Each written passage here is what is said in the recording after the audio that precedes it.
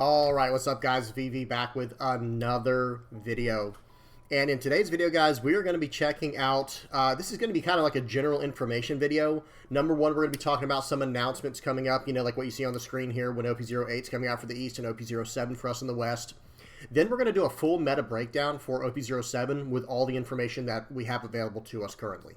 I'm going to do a full breakdown, tell you guys what is the best deck in the format coming into OP07, because guys, that's just a month away from us over here in the West.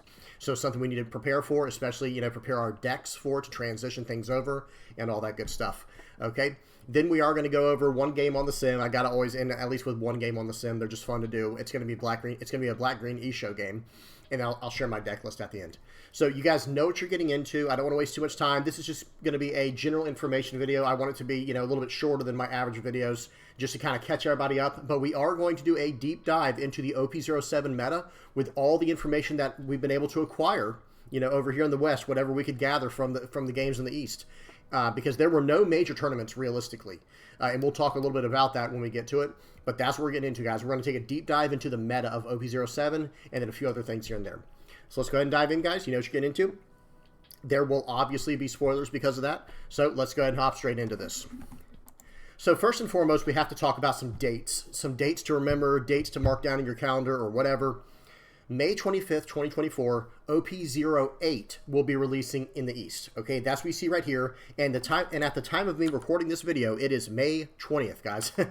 5/20, right? So this is literally 5 days away, and we're going to start seeing brand new deck lists pop out from the East from OP08 leaders. I know it's a little bit overwhelming for some people, but it's something we just gotta, you know, we gotta get used to for the time being until they catch us up, and hopefully one day they do catch us up. Okay, so that's coming out very soon. This Friday, this is coming out in the East. Okay, now for us, our meta is going to be changing very soon as well in about 1 month. And now notice it doesn't say the date here. Excuse me, it just says June 2024. However, we have a very good idea of the actual date I'll talk about in a second, but this is OP07 for us in the West. So in June, we are going to be getting our hands on OP07. And I think we know the exact date based on a clue we get from when these bans come into play.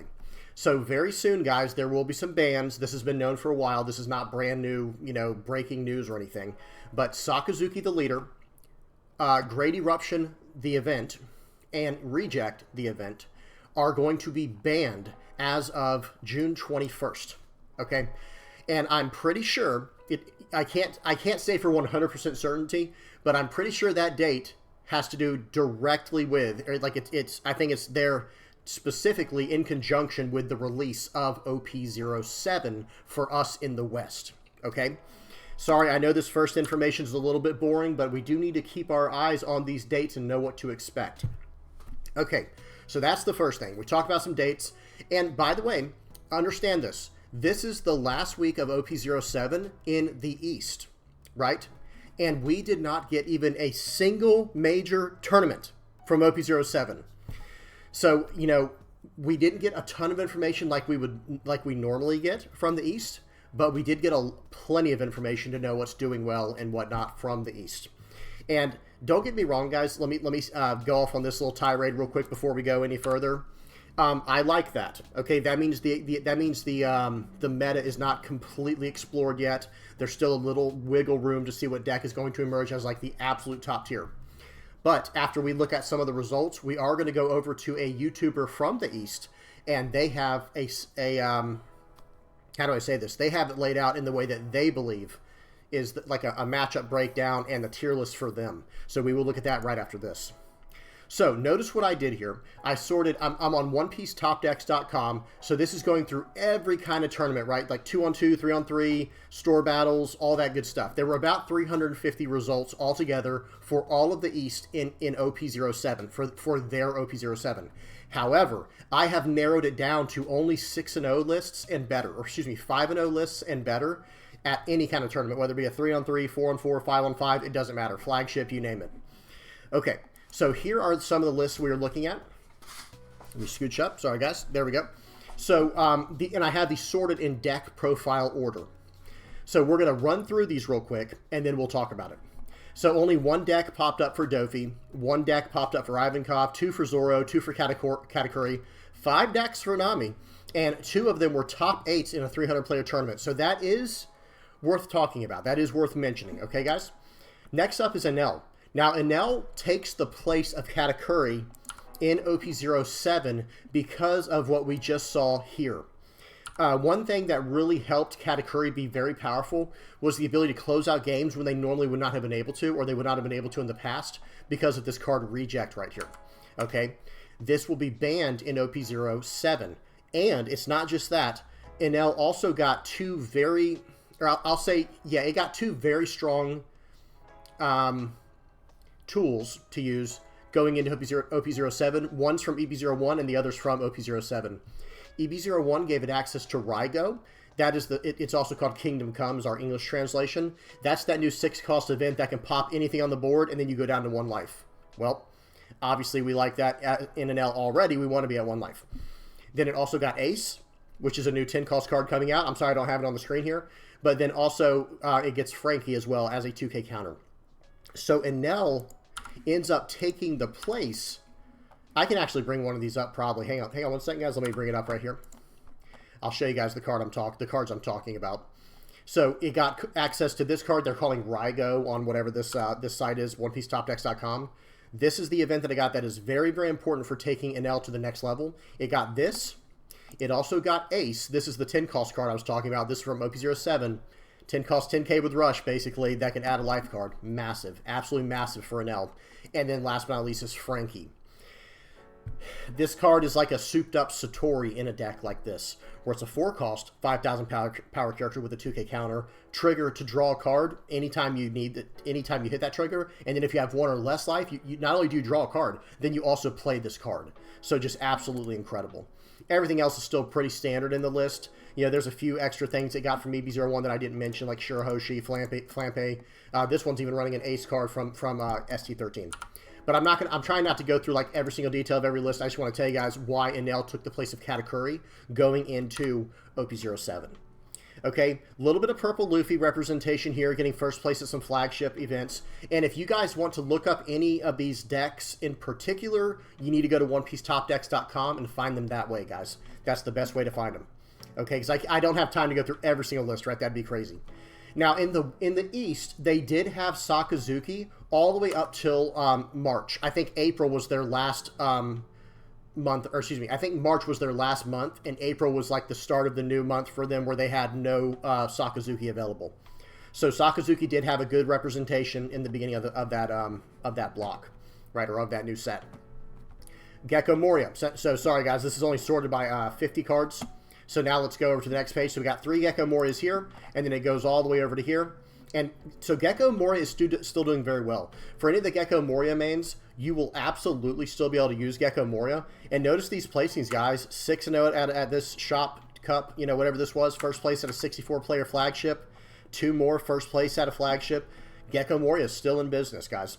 And we're not 100% sure, you know, again, because there were no massive tournaments over in the East during OP07, it's hard to tell what exactly was the absolute best overall all-around deck in the format. But we'll talk a little bit more about that in a minute.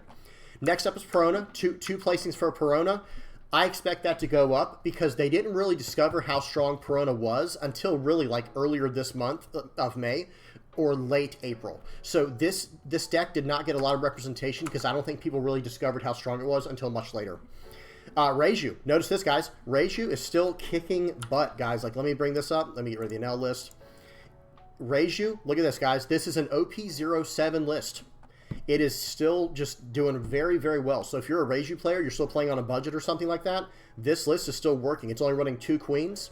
It's running 2 of a new card called Tony Chopper. It's a rare from OP07. 2 costs 0 power, 1k blocker. And if your board has Dawn less than or equal to your opponent, add up to 1 Dawn card from your Dawn deck rested. It's only running 2 of those as a utility card, so that way it can help you catch up so you can play your big 8-cost Judge. And then it's running a new promo 2k counter. I don't know when this comes out. I do apologize, guys. I have no idea when this comes out. Post down in the comment section below if you do know. But this is just a 3-cost, 4,000 power 2k counter Sanji card with Germa and Vinsmoke searchability, right? So it can be searched up by the stage and the event. And the activate main is kind of whatever. You may place this card into your trash and then look at the top 5 cards of your deck, then place them at the top or bottom of your deck in the preferred order. That's kind of whatever. It's just a searchable 2k counter. and it is running the new 2K counter that I got another Sanji card from OP07. But guys, this deck is still doing very, very well. Reiju is in OP07. Okay. Yamato seeing a little bit of support at a smaller level at the 5.0, flagship levels. Not bad at all. Boa, I think this deck is still being figured out. I don't think we have this fully figured out just yet, but still, 2 first-place finishes at 30-player flagships. We'll take it. And then 2 other 5.0s at this place. It looks like this might be the same event. Well, no, I guess it's probably not, actually, because, look, it's 5 days apart, but who knows. Okay, now getting into another OP07 leader, Bonnie. Bonnie is doing very well. I know I mentioned earlier in one of my videos, I think it was probably like 2 weeks ago now, saying, like, is Bonnie not going to be doing well in OP07? And a lot of people got concerned. Well, guys, it looks like the answer is yes, she will be doing well. Or no, she won't be doing poorly. Yes, she will be doing well. Right, look at this, 64-player event, first place flagship, 64 players, 300-player tournament here in a some type of flagship in Thailand. It got top 4. We'll take that. Very good. First place at a 100-player tournament. So the deck is definitely doing something. We'll just have to see how the meta evolves around it, and if a deck pops up that just destroys this one. That's kind of how it works, right? You get all the well-rounded decks in the format making it to the top of the tournaments, and then from there, who comes out on top is going to depend on who was the most well-rounded, who also can be the most, dominant. It's hard to say. I know that was kind of, confusing. I'm sorry if that was clumsy, but hopefully you guys know what I'm saying. A little bit of representation from Dragon, okay? Because now we're on the OP07 leaders, right? It's in like alphabetical order, sort of. OP07. Boa was the first one we looked at. Four tournaments to talk about there. Lots of tournaments for Bonnie. A few from Dragon, not too many. But Lucci, we're going to talk about here. OP07 Lucci, very, very well represented in OP07. So notice here we've got about 3, 6, 8. And then we go over to the next page here, and it goes down. I think there was something like 40 representations of Lucci in the whole list. But then you sort by first and second place flagship type stuff. Look at this. First place, second place at a 170-player tournament, or 180 basically. It has a lot of representation. 128-player tournament, second place, excuse me. This seems like it will be a very dominant deck, and Lucci seems like the natural progression for Gecko. If you're a Gecko main, Lucci might be your next step up, but we'll have to see, because I'm also not ruling Gecko out of the equation. And when we go to the next part of this video, where we look at a matchless breakdown from a YouTuber from the East, you'll see that Gecko Moria is still definitely in the runnings, but Lucci is very, very dominant. Okay, next up, of course, Red Purple Law. No surprise here, right? Hopefully no one is surprised about this. This leader's doing very well. This is going to start, I think, if I had to guess, this is just a guess, guys, I would say this is probably the best overall deck in the format. Like, best well-rounded deck. If you're playing against decks that like to control the board and go super late game, you can typically rush them down fast enough with a deck like this. And then for the decks that are more mid-range, you can compete with them in the mid-game enough to dominate the board enough to win in the mid-game as well. But, we'll have to see how things shape up and how the meta changes around this kind of knowledge, knowing that Red Purple Law is the big boogeyman of this format, or potentially is. Excuse me. Okay, look at this. Red Purple Law just keeps going down. A few Red Purple Luffys, actually. One of the first major 100-player tournament from OP07 had Luffy in it. And it was a first place, like I said, 130-player tournament, basically, from Thailand. Got first place at a flagship event. Luffy is no joke. It's just not really represented very much right now. But who knows? Maybe it has like one bad matchup that keeps it out of the top most of the time. Okay, one representation of Zoro and Sanji. Very, very excited to see that. Hopefully that gets better and better. 2 ST13 aces. That's pretty surprising, because this deck I don't believe has seen a lot of play. So seeing that so how do I say that? These 2 decks right here, Zoro and Sanji and Ace, they probably don't see much play. So whenever one of those wins, it's probably something to look into. Okay, now for Luffy, we got one more page to look at here. ST13 Luffy, going over to here, and that's where the rest of it ends off. So, if I were to give how do I say this? The best decks in the format, let me just go about it like this. I would say is Enel. Okay, let me go to, not that Luffy. Sakazuki will be gone. Gecko. Yamato. Bear with me, hear me out. Perona. Reiju. Lucci. Where is Law? And then ST13 Luffy. So I think these are the best decks to look forward to in OP07. And if I were you, if you're a player listening to this and you don't know what to play, for the rest of EV01, I would probably start playing a deck that has some kind of representation from the leaders we're about to look at here. So Enel, Gecko, Moria / Perona, that's like a Thriller Bark package mainly. Reiju, Yamato, Lucci, Red Purple Law, and then ST13 Luffy. This is the main, see the rest is just Luffy by the way. These are the main decks. And you're going to see here, now we're about to look at a matchup breakdown. You'll kind of see that the people in the East, I think, feel the exact same way. And they also have Boa Hancock in the mix as well, by the way. So that is nice. I will link this entire video down in the comment section below for those who are interested. And this is based off of the Wave 1 3-on-3 spring tournament that happened. I'll try to link that down in the comment section below as well for people who want to watch those matchups. So real quick before we go in this matchup breakdown, I actually want to go to before that. So back in March, right, January, February, March, yeah, excuse me. So back in March 9th of this year, when OP07 first released over in the East, okay, back when it first got released over in the East, this was like the, this is what people thought the meta was. They were saying that it was Enel, Gecko Moria, and Jewelry Bonnie as like S tier. They're just calling it tier 1 in this one.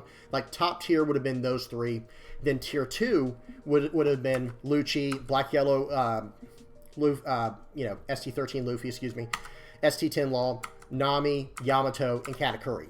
And then from there, when you get to tier 3, you're getting into stuff that's like very hard to justify running at the the more competitive scene, at the more competitive levels. But there is something to be said, right? Because you got like Reiju here. This deck can compete very well. Hey, over here in the West, we're still seeing Whitebeard, right? We'll have to see how that changes in OP07. But Perona started seeing a lot of play after the format became figured out and all of that good stuff. Notice Nami is also on the list. Okay, so I will say, I'll talk about all the different colors in a second, but notice Nami, guys, it is a serious threat. And I just did the video on this yesterday. Check that out if you have not already. It is a very, very strong leader, guys. You have to respect it and know how to play around it. Now, going into May 9th of 2024. May 9th. So jump forward 2 months, right? Sakazuki's banned, of course. Sakazuki's not in the format. And look how things have changed. They've been able to narrow it down to really like these 3 main categories. And look who's on top. And this is just this YouTuber's opinion, by the way. By all means, share your opinion in the comment section below. But you got Black Yellow Luffy, Red Purple Law at the very top. And then all of tier 2 is roughly in the same, they're all tier 2, right? But these are all roughly the same power. You've got Lucci, Gecko, Bonnie, Enel, Yamato. Surprisingly, Yamato. That is surprising to me. Perona, and then Boa. Nami fell down a spot, but like I said, Perona jumped up, right? Perona jumped up a whole entire spot there. So good stuff. And Katakuri basically just dropped down to tier 3. I would be very surprised to see Katakuri pop up anywhere, but I would not be surprised to see Doflamingo and Nami pop up from time to time. But other than that, now that you see kind of how they have it laid out, and you can watch this whole video if you want to later. Let me go to right here.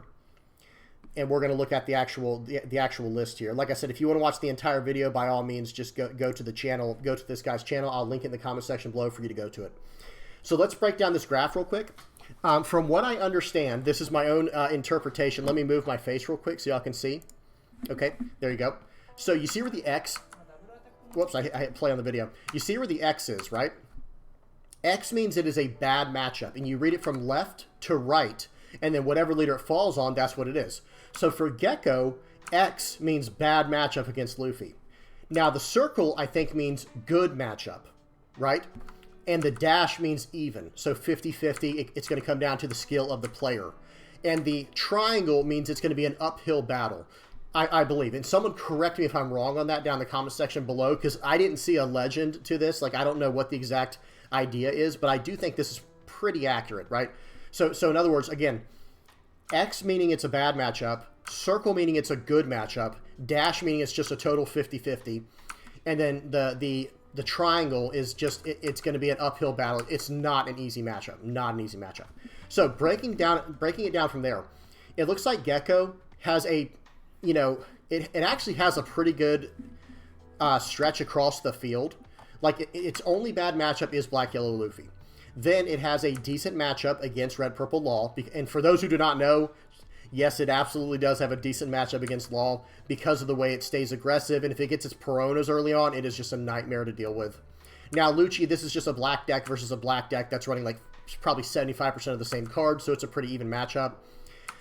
Jewelry Bonnie, it is an uphill battle, and that makes sense, right? Because you're attacking to use your leader's effect. Well, when you attack, Bonnie says, okay, rest one of your characters now. Or if you attack with your character first, okay, now rest your leader and you can't use this effect. So that does seem like a pretty decent, pretty hard matchup, but it's probably still winnable. I will say that's probably still winnable. Okay, and then obviously it's a 50-50 mirror match against the mirror. Decent matchup into Yamato. Hard matchup into Perona because it's going to tap down your characters and keep bullying your board in that way. Boa Hancock, it has a pretty good matchup against that because the tempo is just very good. And then lastly, you have Enel, where it is a pretty good matchup as well because I think you can just go as big as they can now. And you actually have Stussy, another card coming out in OP07. If I remember, I'll bring that up at the end of the video. There's a new card called Stussy that allows you to deal with some of the bigger characters that Enel puts down. Okay, moving on from there is Yamato. Yamato has a pretty good matchup, it looks like, against Black Yellow Luffy. That is surprising to me. I would have probably put this as a dash, like as just an even matchup, but who knows, because if it connects one time with the leader effect, then you can actually, you know, just run, you know, start really hitting their life hard. And get this, if they're at 0 life, like, because, you know, Luffy, Black Yellow Luffy likes to stay at 0 life, right? Well, if they're at 0 life, and then you might be able to play out something like a Hody Jones and buff him to like an 11 and just smash through for the final point of damage if needed. And actually, excuse me, it would be he's an 8, and then the leader effect makes him a 10, and then the 3 final dawn puts him at 13, and you can get right past his Sabos.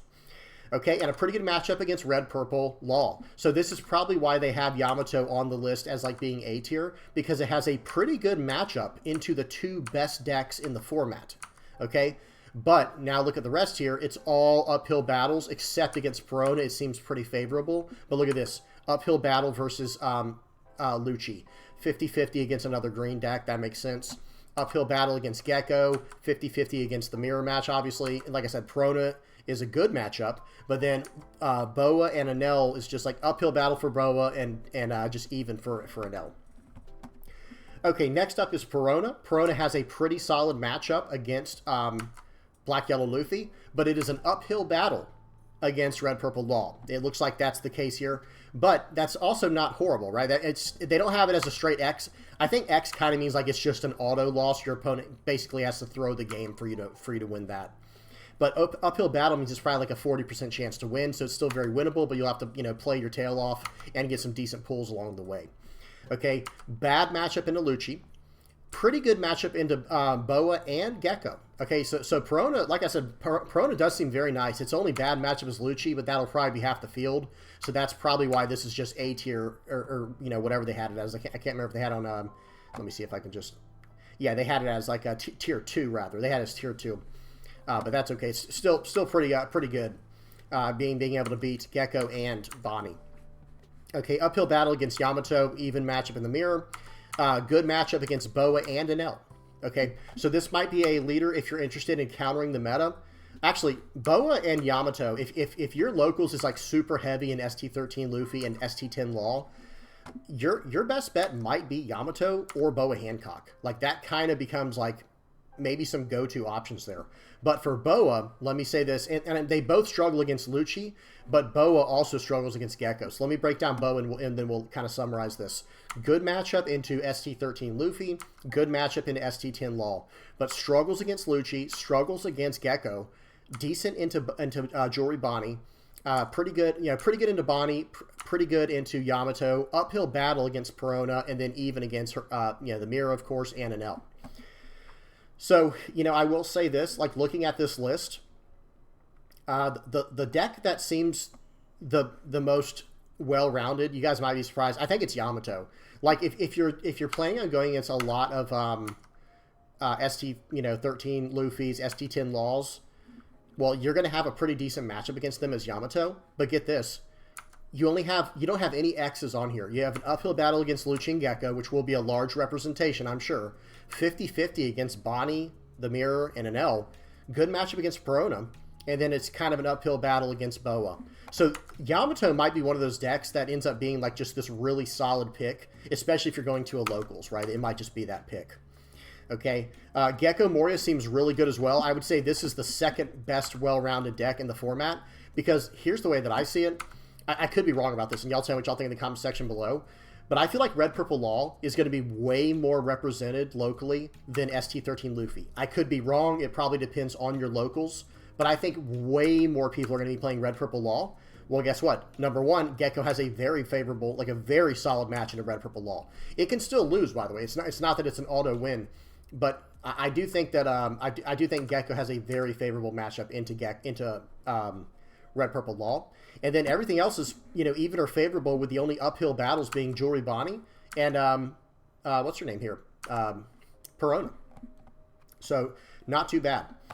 Then on the other end of it, I would say like Perona is still going to be very good, especially if you can maybe tech your deck to defeat Lucci's. I don't know how you're going to do that, but like if you have some way to tech in some kind of cards against Rob Lucci, then Perona might be a good go-to deck for you as well. And then of course Boa Hancock, pretty much the same thing, but the problem is you're struggling into every single deck that's black for the most part, other than what's it called here, ST13 Luffy, Black Yellow Luffy. Which is interesting. I'm not sure. Like, I get why the green stuff can just tap down blockers very easily and then just swing everything at face to get the final win, or to get the final point off to win. But I don't really quite see how Boa is able to keep up. But who knows? Maybe they just red rock the character off the board and swing in with their biggest character, something like that. Who knows? Or actually, I'm sorry, they do have Gravity Blade Raging Tiger. So that makes a lot of sense. Gravity Blade Raging Tiger to remove both your Sabos, and then for like the Kaido you put down right on turn 5. Put, the remaining 4 Dawn on him, and you're swinging 16 at face, and it's GG. So that makes a lot of sense. Okay, good stuff. Okay, well, that's about it for this part. Like I said, guys, if you want to watch this whole video, I will link this down in the comment section below. Okay, now some last things. And if anyone's wondering, like, hey, why doesn't it show Lucci's matchups, and why doesn't it show the other two on here? I think the idea behind that is this. Let me go back to this. There we go. Well, of course, it's going to hit me with a commercial, so just completely never mind on that. Actually, I'll just hit, I'll mute it and let it play through real quick. The idea, one second, guys, is this, okay? I think the idea is these two decks right here have a winnable matchup against anything, anything in the current meta, and they kind of are like bullying the format to some extent. And then Lucci, I think they have it as first place here because it's kind of right behind these two. And I think they also did it this way because the idea being, let me get it right there. The idea is this: Lucci and Gecko are probably the exact same for matchups. You know what I mean? Like, for example, Gecko and Lucci probably both struggle against Black Yellow Luffy, but they have a decent matchup against Red Purple Law, even against each other, uphill against Bonnie, pretty good into Enel, Boa, and Yamato, and then uphill battle against Perona. So I think that's why they don't have Lucci on here. But then for Black Yellow Luffy and Red Purple Law, you kind of see all the matchups right here. You can kind of do the inverse, right? So, okay, so if I'm Lucci, I have a circle against, what's his name here? Gecko. And against Perona, I have an X against, that's probably the way they want you to think of it. And I will say this, though. I think these decks can still... I think that there should be a downward triangle as well for like a less than favorable matchup. Because when I see X, maybe that's what X means for this graph. But when I see X, I see it as like almost an unwinnable matchup. But it probably should just be a down arrow for like a less than favorable matchup, right? I don't know. It's hard to say. Because then you have the uphill battle as well, meaning... It's too confusing. All right, let's keep going. It's too confusing at that point. Okay, let me get my face cam back on here, guys, and then we will go over a game on the sim, because that was pretty much all I wanted to say there. And if you guys have any comments or questions, please put them down in the comments section below.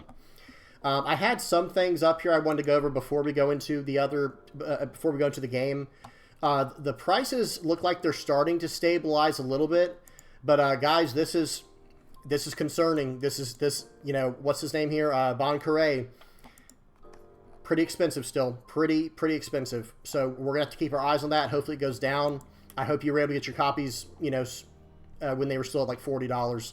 Because this is kind of outrageous in my personal opinion. I can't get behind this logic here.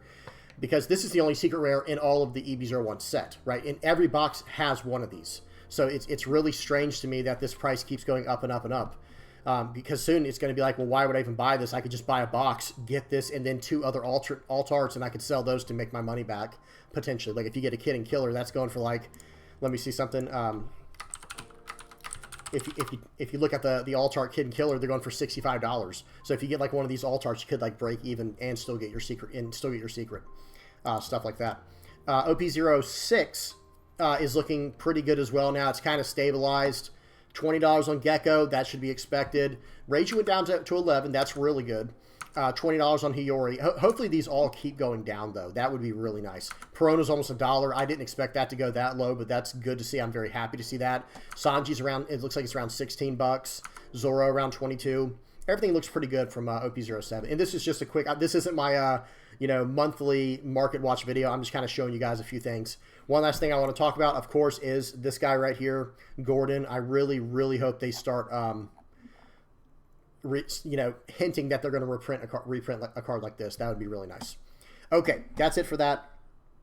Let's go to the sim. We got an black and green. I can't even talk right now, guys. I'm sorry. Black and green Issho. Let me make sure I'm all set up over here. Black, green Issho. We're sounds off. Speed is on 2x, and we are good to go. Okay, so this is just a chill game against Hanyabal. This is not like some special meta matchup, right? This is an off-meta fun matchup. I still plan on making a black-green Issho list, and someone did link me one recently in my last video that talked about it, so I'll have to, put that to the test. That is not this list. This is the last black-green Issho list that I showed from my last, video that showed it. I can't remember which video it was. And I think I'm only running 4 2K counters in this list, and then some shockwaves. So I am running a lot of blockers, but still, it's not the same. Okay, so right here, going against Blurple Hanyabal. This leader needs more support. I think I mentioned that last time. This leader definitely needs more support, but it's pretty cool still. It's still a pretty cool leader. It has a lot of potential, and this guy ramped very well. Because watch this, guys. So I'm on my 6th Dawn turn, right? So I went second. He went first. Okay, swing 6. I'm going to swing 6 again with my leader, and then I'm going to stand up my Borsalino at the end of turn with my leader's effect. Now watch this. My opponent's going to untap with 9 Dawn.